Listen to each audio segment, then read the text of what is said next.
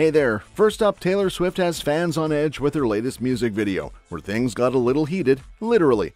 We'll be breaking down the kitchen fire scene that left everyone shaken, including Travis Kelce's unexpected reaction to it. But that's not all. Taylor's been splashing some honest cash since gaining control of her master recordings. Find out what her very first post-record deal purchase was and why it's causing such a stir among Mean Girls fans. Speaking of Travis Kelce, he's been dropping some major hints about weddings lately, sparking speculation about his own much-anticipated plans with Taylor. We'll unpack the latest wedding advice he's been dishing out and what it means for the couple's future. Plus, Taylor is making headlines across the pond as she extends a royal birthday wish to Prince William after his surprise appearance at her Wembley show in strict Swiftie style. And finally, rumors are swirling about Scott Swift's alleged windfall after Big Machine's sale to Scooter Braun. Could he really have pocketed £12 million? Stick around as we uncover the truth behind these allegations. Fiery shenanigans.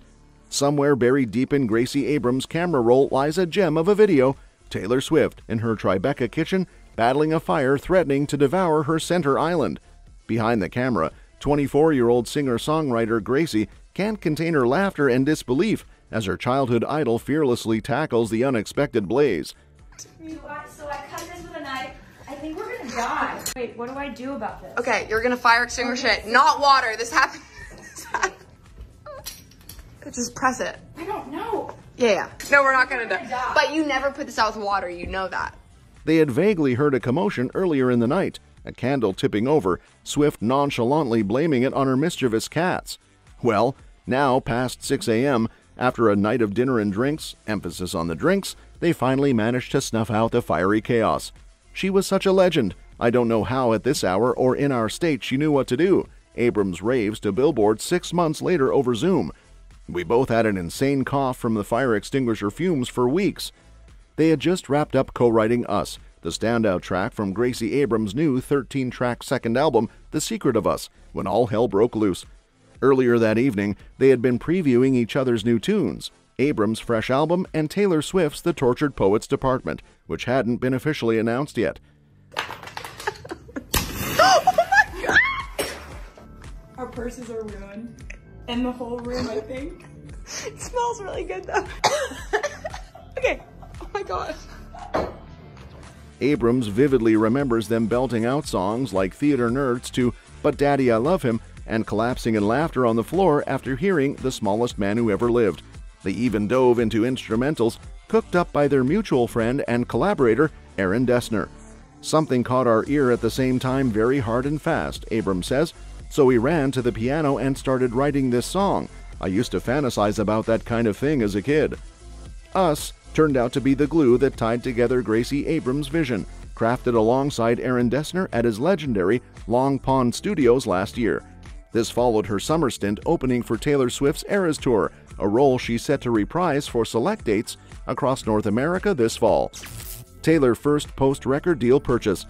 Taylor Swift just made a boss move after taking back control of her master recordings, channeling a bit of cinematic flair with her latest big purchase. But that's not all the buzz around her lately. She's also dropped a 2-part documentary called Taylor Swift vs. Scooter Braun: Bad Blood. The first part dives deep into Taylor's perspective on their feud, while the second gives Scooter a chance to tell his side. It's like a real-life drama playing out on screen.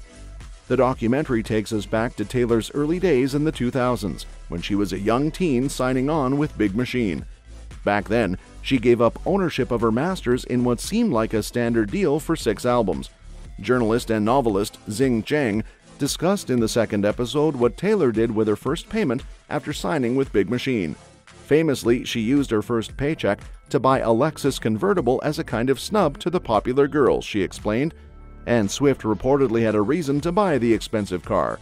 She talked about this as being a real kind of FU moment in her career, where she kind of says, "You know, you girls were busy not inviting me to things, going to parties while I've just used my first paycheck to buy the car that Regina George drives in Mean Girls," Xing said. Travis Kelce hints wedding advice.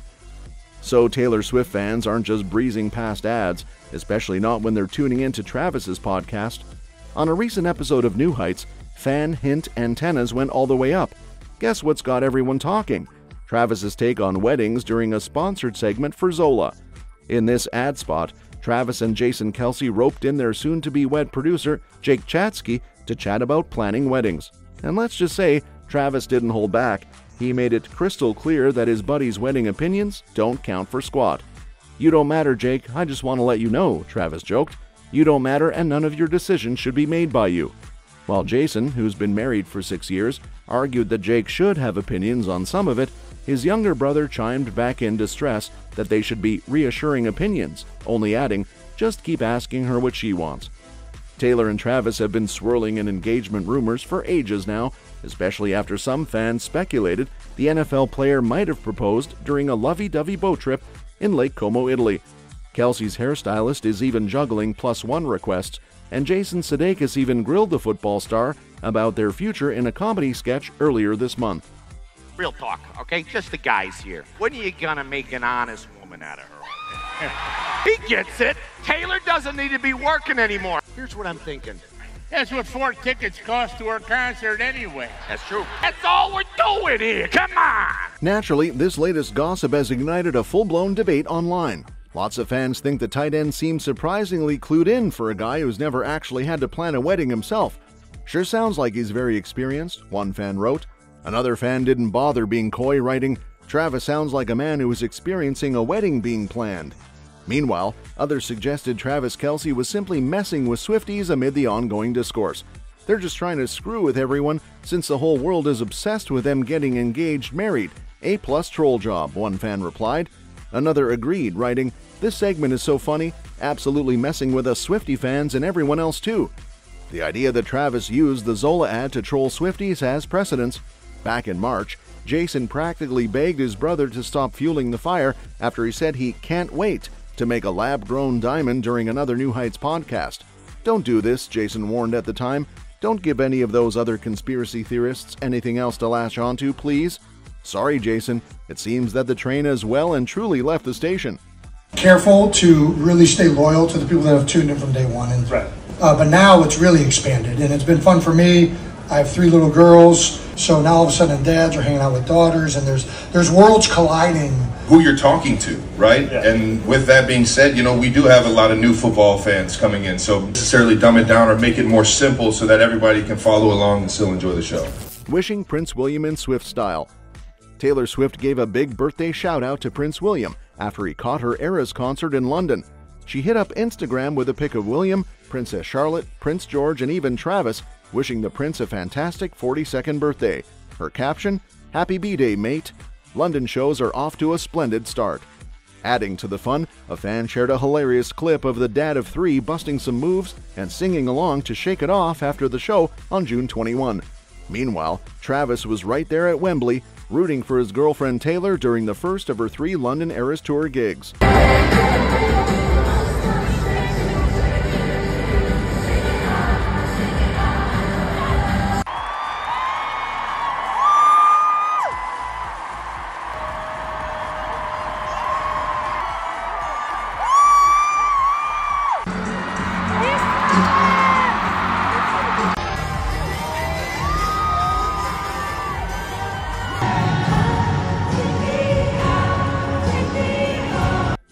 Celeb sightings were on point too, with Bridgerton's Nicola Coughlan and model Cara Delevingne in the crowd. London was buzzing with Swifties for the much-hyped Eras Tour gigs, and she's set to roll back in August for 5 more shows.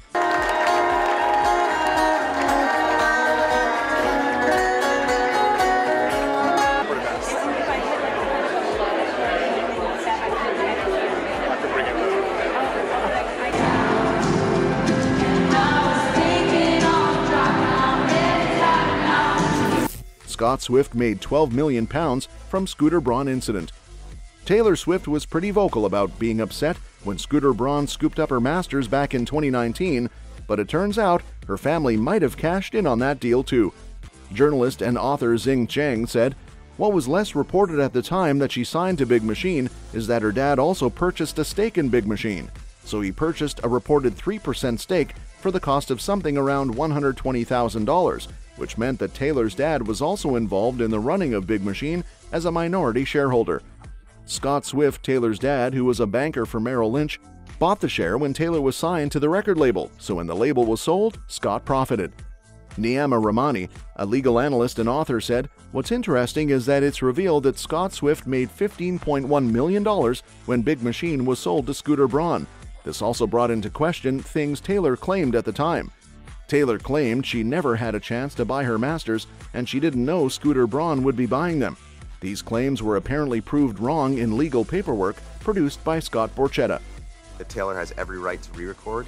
She has every right to pursue her masters, and I wish her nothing but well, as I've never said anything bad about her in the past, and I won't start to now. The artists I work with have very large fan bases. You don't do that. It's very dangerous. There's people within that fan base who have mental health issues. I know what it's like to be ridiculed. There's families involved, and I think that's very, very dangerous, and I know the artists that sometimes will weaponize are a responsibility with the fan. This adds a new dimension, and people ask, how could it be possible that Taylor didn't know what was happening when her father was a shareholder of the Big Machine? Niama asked.